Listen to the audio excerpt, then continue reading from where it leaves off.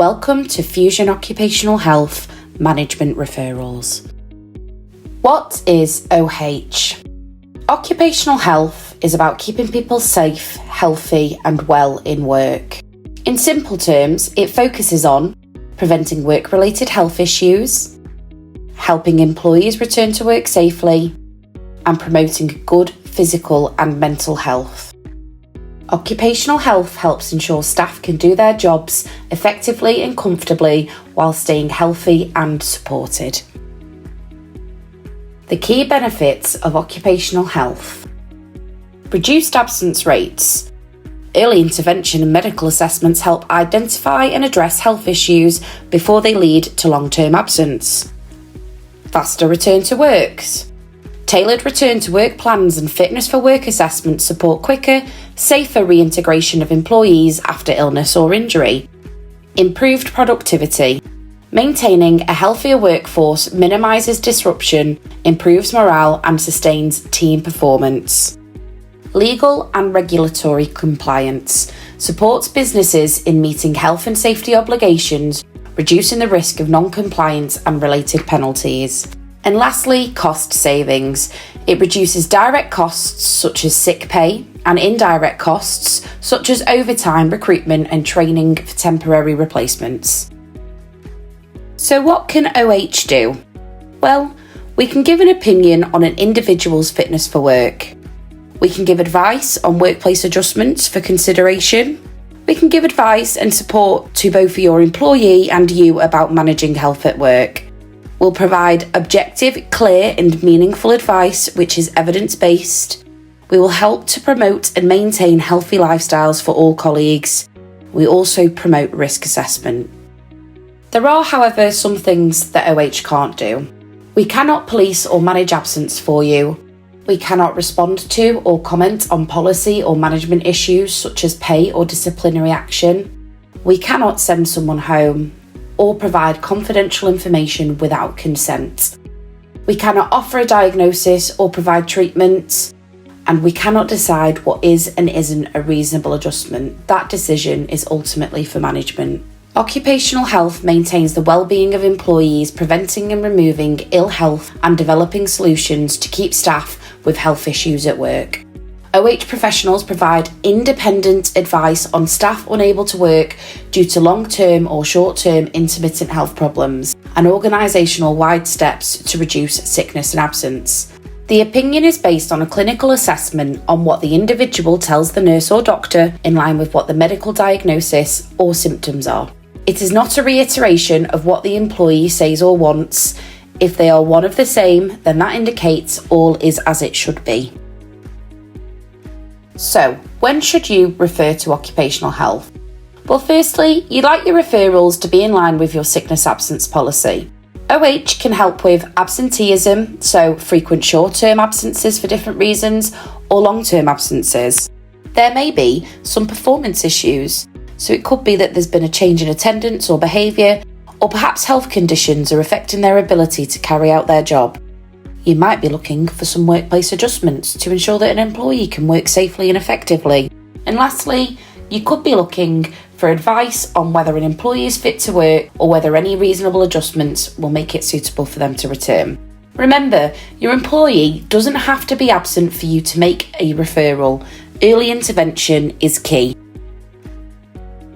As a referring manager, the employee experience starts with you.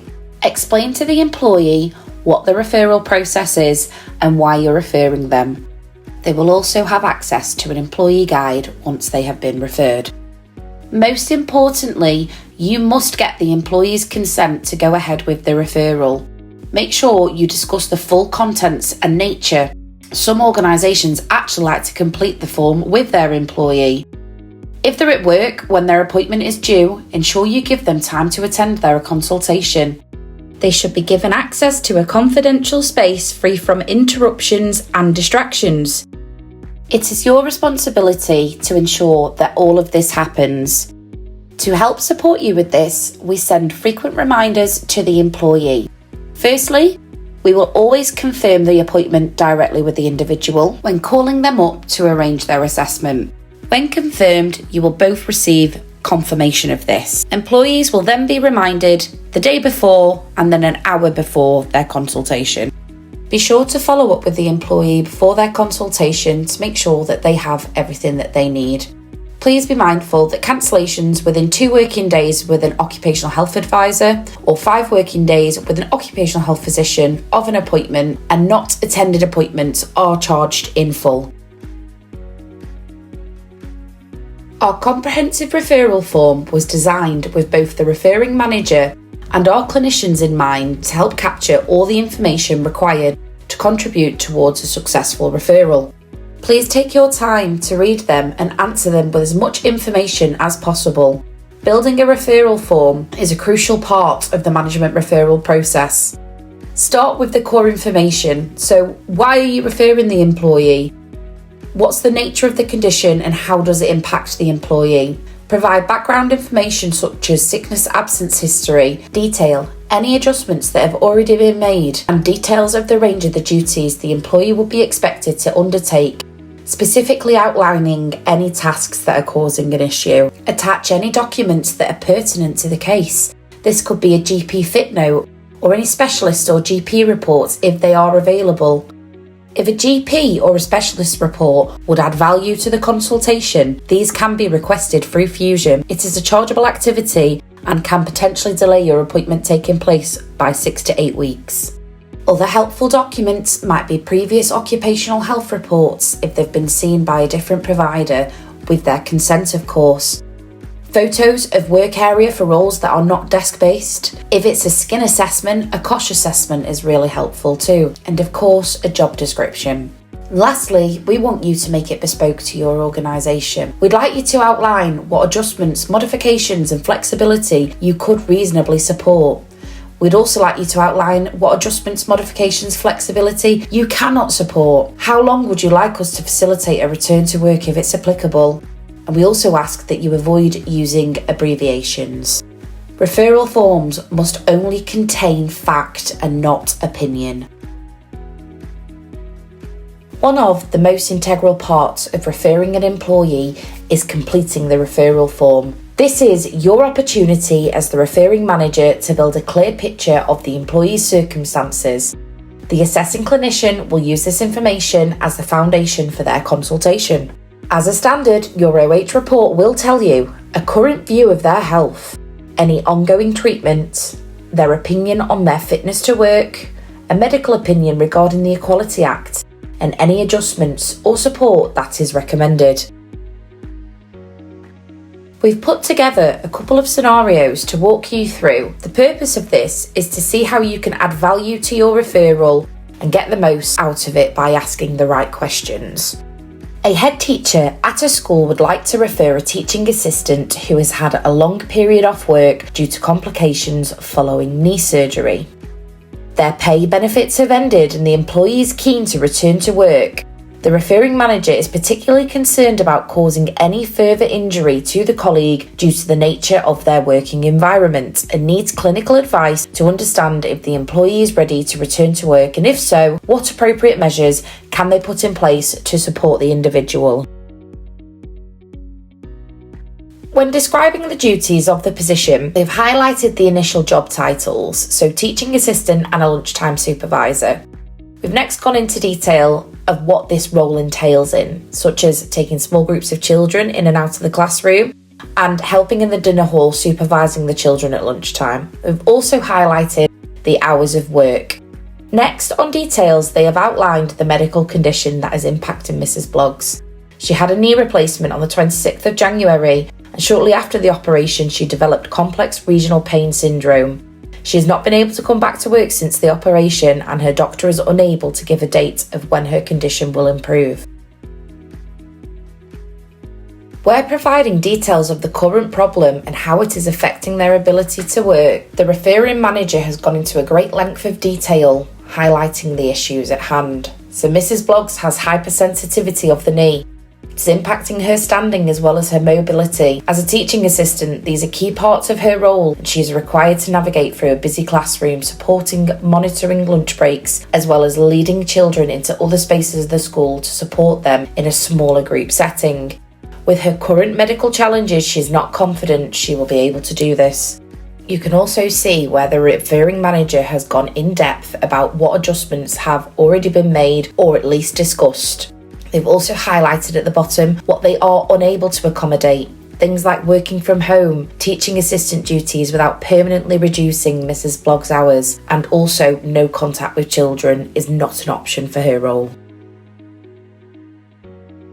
To really get value from the referral in a complex long-term case like this, the question should focus on prognosis, practical deployment, sustainability and risk, not just, is she fit or not? Our second scenario talks to mental health challenges in the workspace. A depot manager has some concerns regarding an employee, Mr. Smith. Mr. Smith has had a series of absences over the last 12 months due to depression and is also having some performance issues at work, including tasks not being completed as requested and compliance processes not being followed.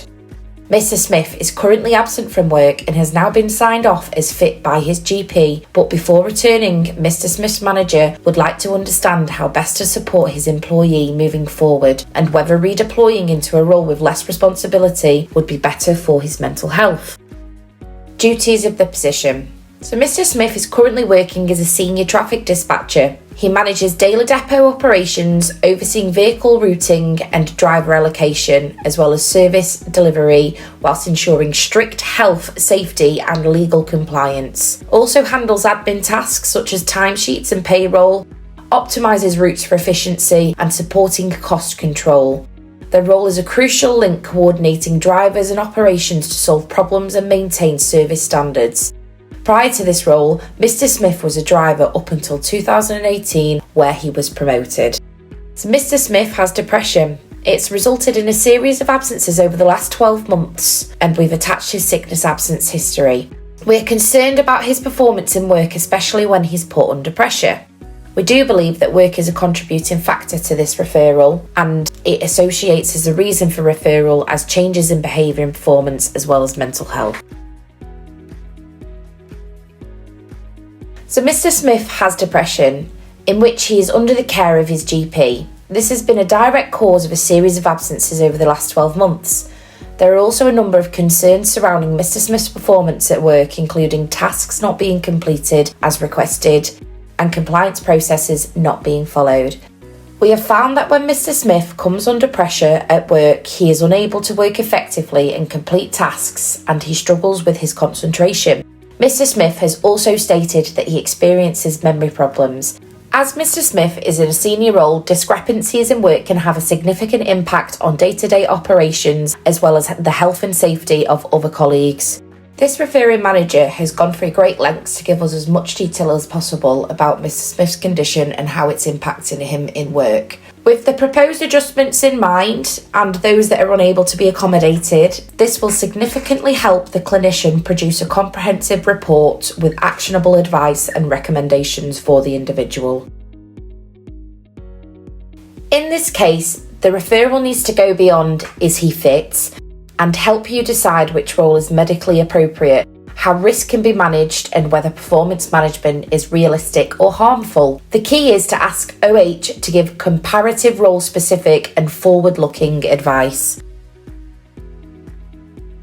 So what happens when we receive a case? A little bit like going to your doctors, it gets triaged. Clinically triaging occupational health referrals is essential because it ensures employees receive the right level of care and support in a timely manner, benefiting both the individual and the employer.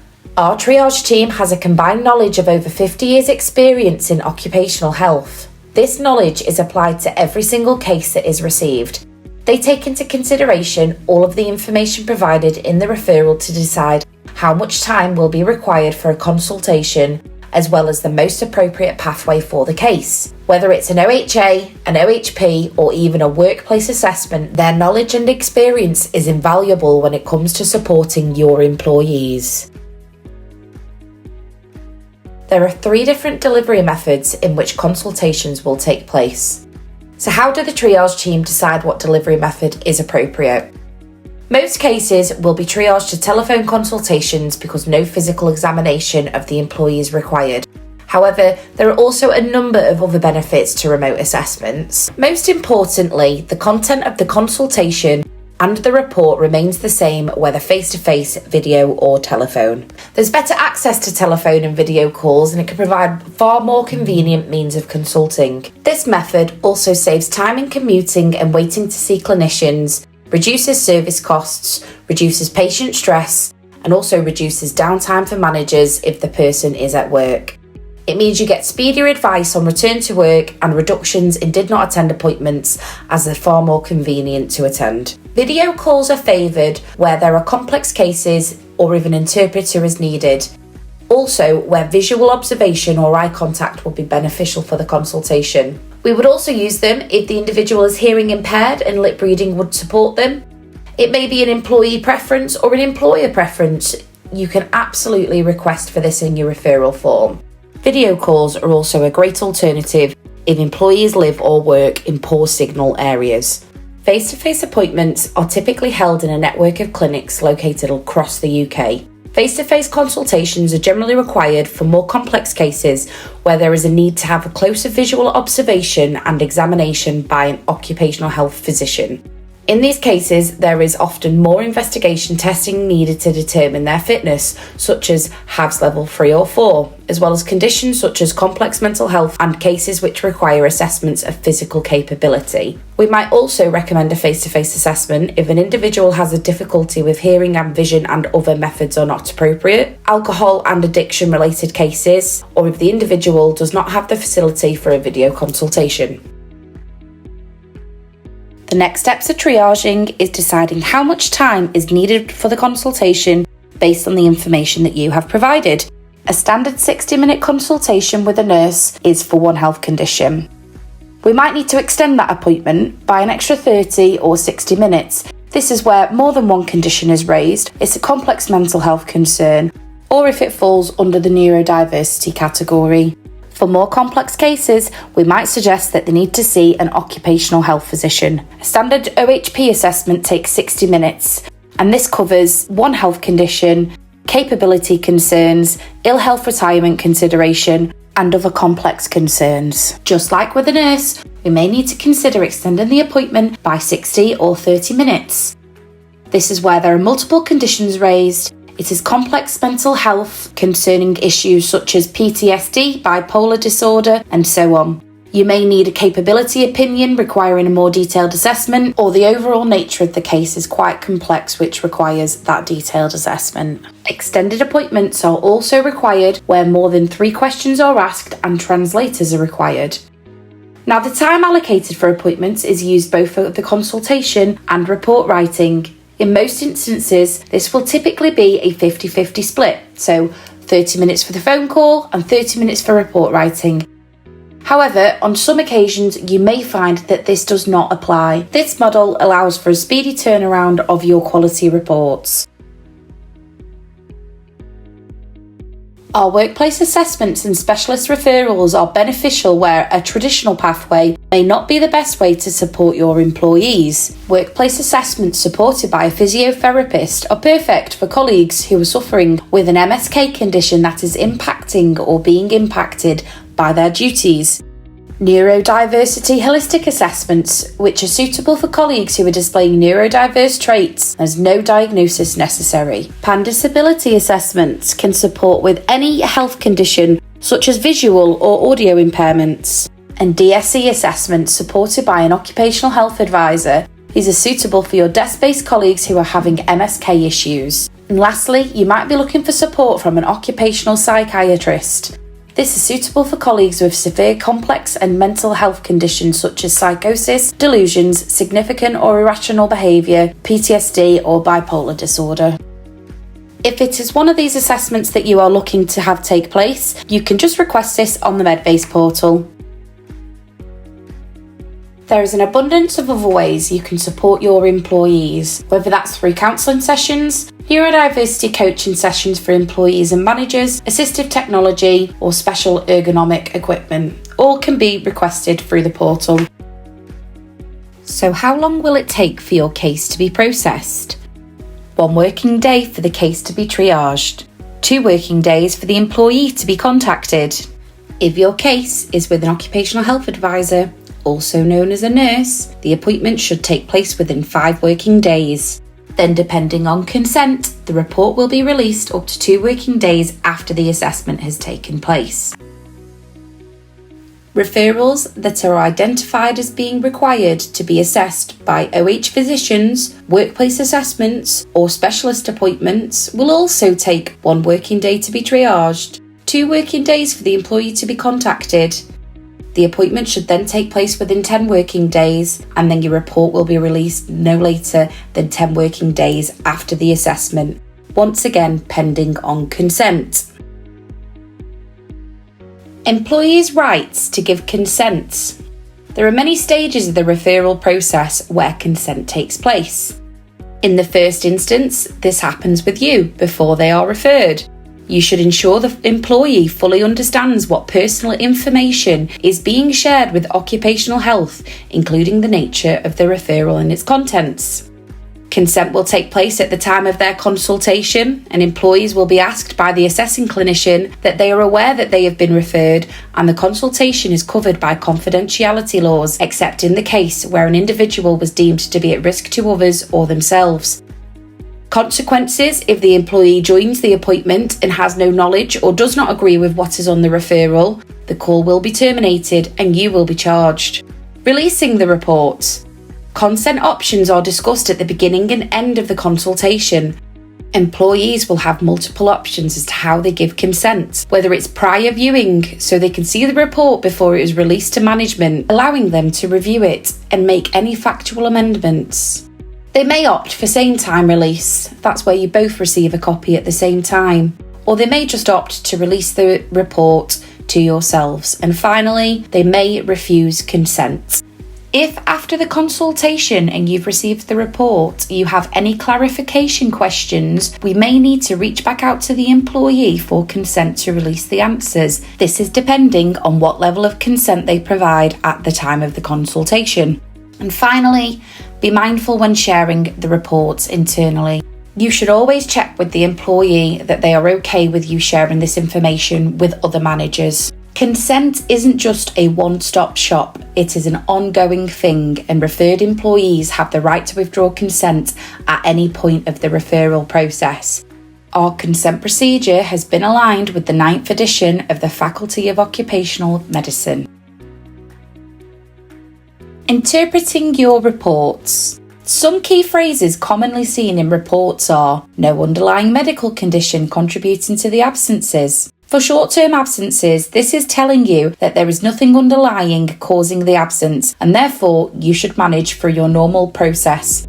You may see we've recommended a phased return to gradually ease your colleague back into the workspace. Or you may see things like the report indicates the level of absence is unlikely to improve over the coming months, or the level of absence is unlikely to continue indefinitely or unlikely to return in the foreseeable future.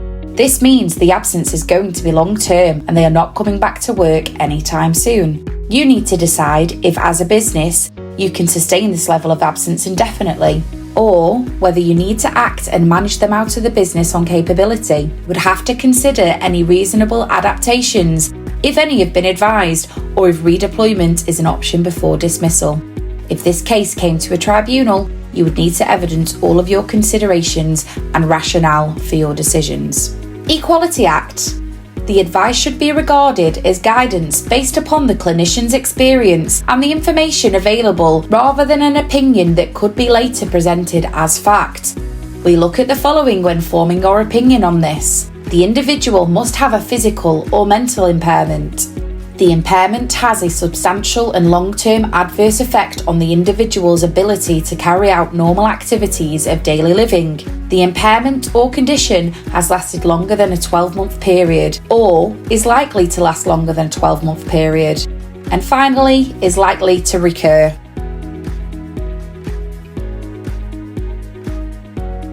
Don't forget, as our valued customer, you have access to our manager's helpline, where there's free expert clinical advice available.